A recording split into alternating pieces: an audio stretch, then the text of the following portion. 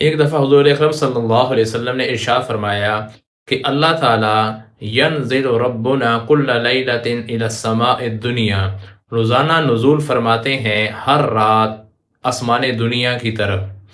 یعنی اللہ تعالیٰ کی رحمت اتنا قریب آ جاتی ہے جیسے یہ آسمان دنیا والوں کے لیے قریب ہے۔ اور پھر اعلان کیا جاتا ہے۔ کیا اعلان ہوتا ہے؟ 3 قسم کے اعلان ہوتے ہیں۔ من یسألنی فأعطیہ، کون شخص ہے جو مجھ سے سوال کرے، مجھ سے مانگے اور میں اس کو عطا کروں۔ پھر اسی طرح اعلان ہوتا ہے من یستغفرنی، کون شخص ہے جو مجھ سے معافی لے، مغفرت مانگے، اپنے غلطی، اپنے جرائم، اپنے گناہوں کی معافی طلب کرے، فاغفر لہ، تو میں اس کو معاف کر دوں۔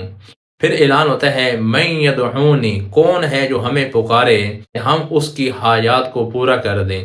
تو جب دینے والا خود اعلان کر رہا ہو تو ملنے کا 100% یقین ہوتا ہے۔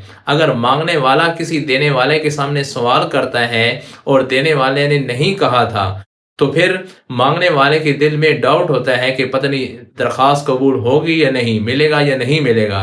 اور جب دینے والا خود کہہ رہا ہو، یعنی اللہ تعالیٰ جب خود ہمیں کہہ رہے ہیں کہ تم مجھ سے مانگو میں تمہیں عطا کروں گا، تو پھر یہ 100% یقین ہے کہ اللہ تعالیٰ دعا قبول کریں گے، جو مانگنا چاہتے ہیں وہ عطا کریں گے۔